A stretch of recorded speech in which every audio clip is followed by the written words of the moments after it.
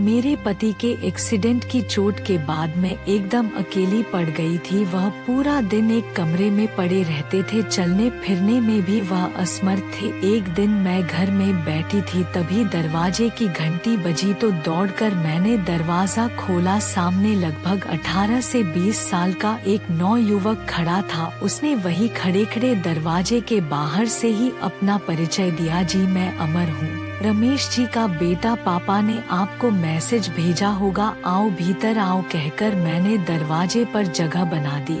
अमर संकोच करता हुआ भीतर आ गया। जी मैं आज ही यहाँ आया हूँ, आपको तकरीबन 8 साल पहले देखा था, तब मैं स्कूल में पढ़ रहा था। आपकी शादी का कार्ड हमारे घर आया था, तब मेरे हाई स्कूल के एग्जाम थे, इसलिए आपके विवाह में शामिल नहीं हो सका था। मैं यहाँ कॉलेज की पढ़ाई के लिए आया हूँ और ये लीजिए, पापा ने यह सामान आपके लिए भेजा है कहकर उसने एक बैग दे दिया। बैग में बगीचे के ताजा फल, सब्जियां, अचार वगैरह थे। मैंने खूब खुशी से आभार जताकर बैग ले लिया और उसको चाय नाश्ता वगैरह दिया। इसी बीच मैंने जोर देकर कहा, तुम यहीं पर रहो, मैं तुम्हारे पापा को कह चुकी हूँ कि सब कुछ तैयार मिल जाएगा, तुम अपनी पढ़ाई लिखाई पर ध्यान देना। अमर यह सुनकर बस एक बार में ही मान गया, मानो इसी बात को सुनने के लिए बेचैन था। वह उठा और जल्दी से अपना सामान जो उसने बाहर रखा था झट से अंदर ले आया। उस दिन अमर अपना कमरा ठीक करता रहा। कुछ ही देर बाद वह यहाँ अपनापन महसूस करने लगा था, मगर उसका दिल यहाँ इतनी जल्दी लग जाएगा यह मैंने सोचा ही नहीं था। अगले दिन अमर को मैंने अपने पति से मिलवाया। अमर हैरान रह गया कि वे मकान के सबसे पिछले कमरे में खामोश लेटे हुए थे। कमाल है, कल दोपहर से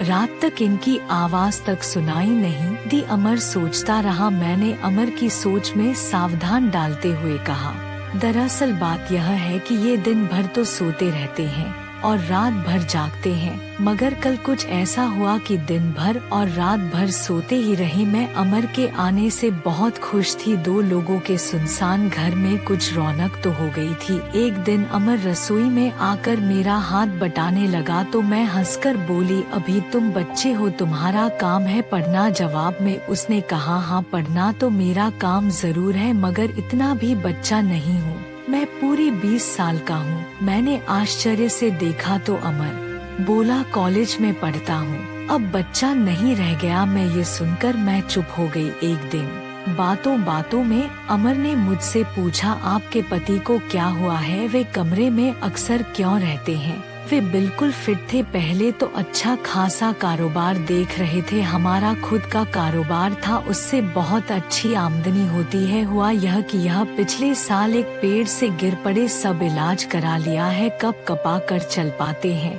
फिलहाल तो 2 कदम चलने में भी पूरे 10 मिनट लगते हैं, इसलिए अपने कमरे में ही थोड़ा बहुत चलते हैं। सप्ताह में 3 दिन फिजियोथेरेपी कराने वाला आता है, बाकी फिल्में देखते हैं, किताबें पढ़ते हैं, धीरे धीरे ठीक हो जाएंगे। डॉक्टर ने कहा है कि समय लगेगा पर फिर आराम से चलने लगेंगे। अमर ने यह सुनकर उनकी तरफ देखा। वह जानता था कि मुश्किल से 5 साल ही हुए होंगे हमारे विवाह को। उसने अंदाजा लगाया और अपनी उंगली में गिनने लगा। मैं बोली, हाँ 5 साल हो गए हैं। याद है तुम्हारी 10वीं के पेपर चल रहे थे तब, और उससे पहले भी मैं आपसे नहीं मिला था। साथ 6वीं में पढ़ता था, तब एक बार आपको देखा था। आप पापा के पास कुछ किताबें लेकर आई थी। हाँ, तब तुम्हारे पापा मेरे इतिहास के शिक्षक थे और मैं उनको किताबें लौटाने आई थी। इसके बाद मैं दूसरे स्कूल में जाने लगी।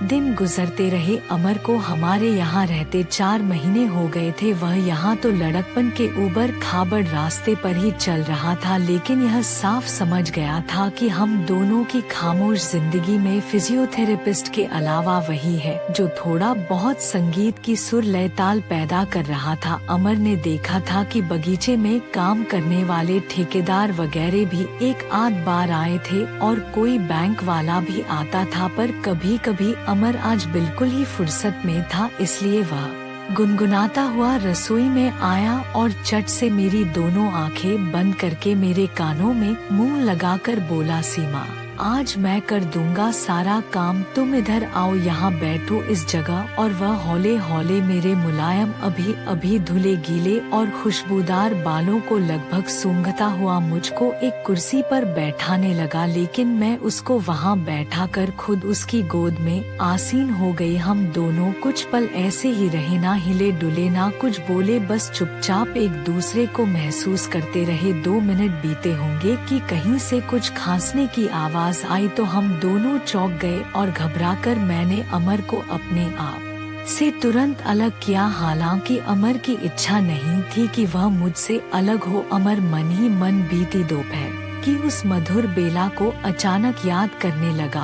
और उसके चेहरे पर एक शरारती मुस्कान तैर गई। मैंने यह सब ताड़ लिया था। मैं उसके गाल पर एक हल्की सी चपत लगाकर और दूसरे गाल पर मीठा सा चुंबन देकर उठ खड़ी हुई। उस पर अमर फुसफुसाता हुआ बोला कि दूसरे गाल से इतनी नाइंसाफी क्यों। वह अपनी जगह से खड़ा हो गया और मेरे बगल में आकर काम करने लगा। मेरे बदन में जैसे बिजली कंद रही थी। मैं कितनी प्रफुल्ल थी ये मेरा प्यासा मन जानता था। मैं तो ऐसे अद्भुत अनुभव को तरस ही गई थी, मगर अमर ने मेरा अधूरापन दूर कर दिया था। कब ये रेगिस्तान में इतनी बरसात होगी और इतनी शानदार में खुद बीता हुआ कल याद करके पुलक सी उठी थी। खांसने की आवाज दोबारा आने लगी थी। मैं एक कप चाय लेकर अमर को प्यार से देखती हुई वहाँ से निकली और पति के कमरे तक पहुँच गई। अमर चाय की चुस्की लेता हुआ अपने लिए नाश्ता बनाने लगा। उसने जानबूझकर 2 बार एक छोटी कटोरी फर्श पर गिरा, मगर मैं उसके इस इशारे को सुनकर भी उसके पास नहीं गई। पति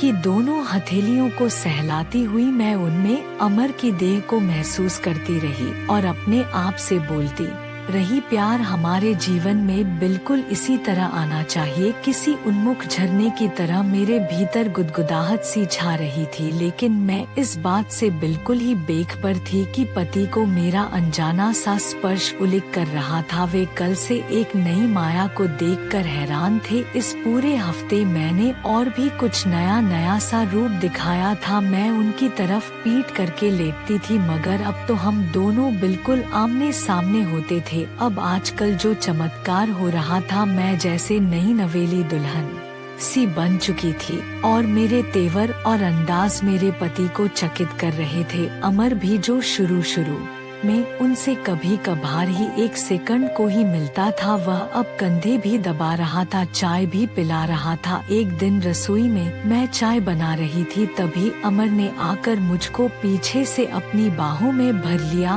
और मुझको चूमने लगा। मैं भी उससे लिपट गई और हम दोनों एक दूसरे में खो गए। तभी खट की आवाज आई। इस आवाज से अमर चौंक गया। हम दोनों एक दूसरे से अलग हुए। अमर के प्यार को पाकर मैं बहुत खुश थी।